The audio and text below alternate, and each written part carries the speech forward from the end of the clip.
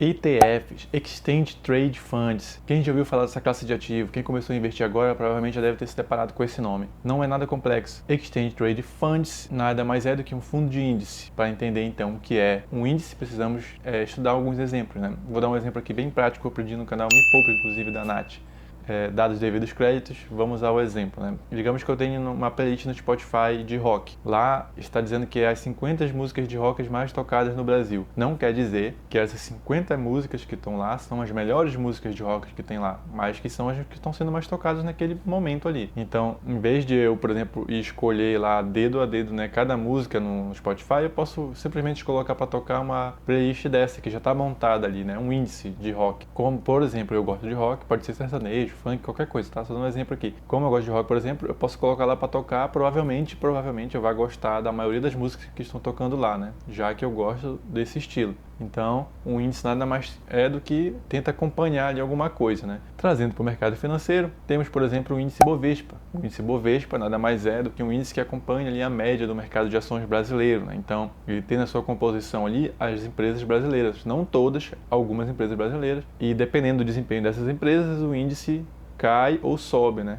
Então, quando você escuta lá no jornal, o Ibovespa caiu hoje 3%, o Ibovespa subiu 5%, significa que, na média, essas empresas que compõem o índice Ibovespa estão subindo ou estão caindo. Então, temos diversos índices no mercado financeiro. Temos o índice que acompanha aqui a Bolsa do Brasil, temos o índice lá da Bolsa dos Estados Unidos, que é o S&P 500, que tem as 500 empresas dos Estados Unidos no índice. Tem um índice que acompanha essas oscilações desses mercados de ouro, prata, commodities, né? Eu posso fazer um vídeo sobre essas coisas mais detalhado, mas, por exemplo, posso ter um índice que acompanha, né, o desempenho do petróleo, o desempenho do mercado de criptomoeda. Então, o ETF basicamente vai tentar replicar esses índices. Então, digamos que, em vez de quando eu vou lá no meu home broker da corretora, eu compro uma ação do Itaú, uma ação do Banco do Brasil, uma ação da Coca-Cola, uma ação de uma empresa qualquer, eu estou assumindo o risco, né, de escolher aquela empresa. Eu estou analisando, eu estou estudando aquela empresa, mas se eu não quiser bater cabeça com isso, eu posso escolher um ETF que vai ter uma cestinha, por exemplo,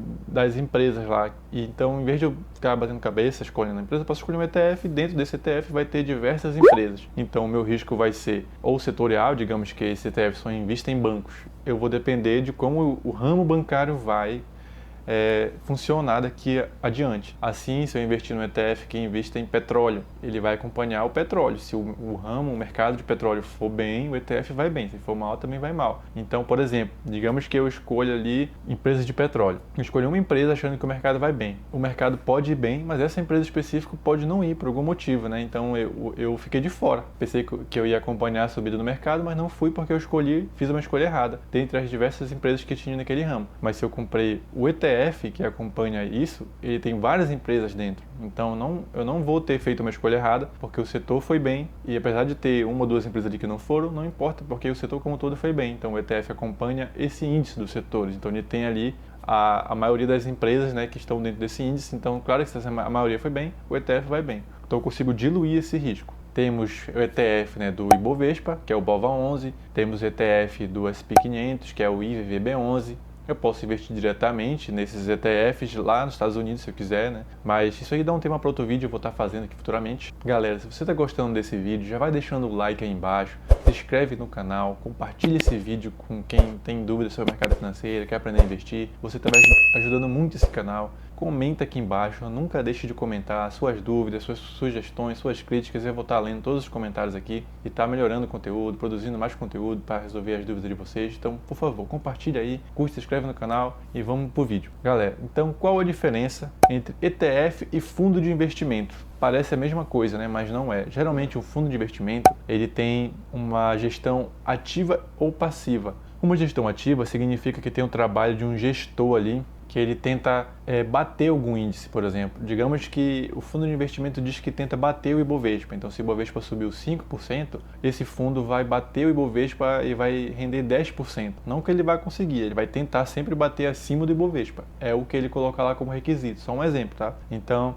Ou ele pode ter uma gestão passiva também. A meta dele é bater só 5% de investimento ao ano, 10% de investimento ao ano, de rentabilidade, desculpa, ao ano. Ele vai tentar fazer isso, se a gestão for passiva, né? Se a gestão for ativa, ele vai tentar sempre estar buscando as melhores oportunidades e tudo mais. Já um ETF, não. Geralmente, ele tenta só acompanhar o índice. Ele não quer o trabalho de bater a rentabilidade de nenhum outro indicador ou índice. Então, por exemplo, se ele acompanha o índice Bovespa, ele tenta acompanhar o Bovespa. Se o Bovespa subir 5, cair 5, ele vai só acompanhar o Bovespa. Então, se tiver outras oportunidades para ele investir, ele não vai investir, porque ele quer só acompanhar o índice. É esse o objetivo dele, acompanhar o índice, replicar o índice. Então, as taxas de administração que tem que pagar para o ETF, né, são bem menores, por exemplo, que para um fundo de investimento, já que tem um trabalho ativo ali do gestor, né, ele está ali olhando as melhores oportunidades do mercado, pensando ali em que ele vai investir. O ETF não tem isso, então é bem mais tranquilo. A negociação é simples, você pode comprar um ETF igualzinho você compra uma ação na Bolsa de Valores, vai lá no home broker, comprar e vender, é bem simples. Outro fator aqui, não tem isenção na negociação, se você vendeu com lucro, tem que pagar 15% e não é descontado na fonte, você tem que gerar lá uma DARF e pagar essa diferença ali dos 15% em cima do lucro para a receita. É muito chato isso, mas tem que fazer, infelizmente, não dá para fugir disso. Então, todo mundo aí que vender, negociar, tiver ganhando dinheiro, né, isso significa que se você está pagando muito imposto, você está ganhando dinheiro. Então, não se preocupe em pagar imposto. E o imposto é 20% se você vender no mesmo dia, né? Fazer uma operação no mesmo dia. Então, tem que tomar cuidado com essas coisinhas aí, quando for negociar ETFs. O lote padrão de ETF geralmente é um lote de 10, né? Assim como as ações, por exemplo, as ações têm um lote de 100, né? Mas você consegue comprar uma ação, por exemplo, no lote fracionário. A mesma coisa com os ETFs. Apesar de lote padrão ser 10, você pode comprar também no lote fracionário uma cota de ETF, né? E essa é outra diferença também, inclusive, né? Não são chamados de uma ação de ETF, é uma cota de ETF. Então, com uma cota apenas, você consegue investir em diversas empresas por uma única cota, pagando um valor pequeno, né? Do que se fosse, por exemplo, comprar várias empresas ali para diluir o risco da sua carteira de investimento. Digamos que você tem 100 mil reais e quer investir em 10 empresas ali para diluir o risco. Você não quer investir tudo só numa empresa. E você investindo às vezes num ETF, isso não é uma recomendação de investimento, mas você investir em um ETF, às vezes nesse ETF tem ali 50 empresas, 30 empresas. Então você já está com o risco menor, né? Do que se tivesse investido em empresas separadas. Eu faço da seguinte maneira, né? Eu tenho uma porcentagem ETF bem pequena, inclusive, pretendo aumentar futuramente, né? A gente vai montando a nossa estratégia conforme o nosso conhecimento. Então, você não deve desperdiçar esse tipo de ativo muito interessante para diminuir o risco da sua carteira. Não deve deixar de lado, né? Eu acho que é uma boa estudar sobre ele e incluir nos seus investimentos. Então, galera, é isso. Se ficou alguma dúvida no ar, deixa aqui nos comentários que eu vou estar procurando responder todo mundo. Curta aí o vídeo, compartilha isso com seus amigos e eu espero que você tenha aprendido sobre ETF, tá? Eu vou estar fazendo mais vídeos futuramente sobre isso também. E é isso, galera. Obrigado. Valeu.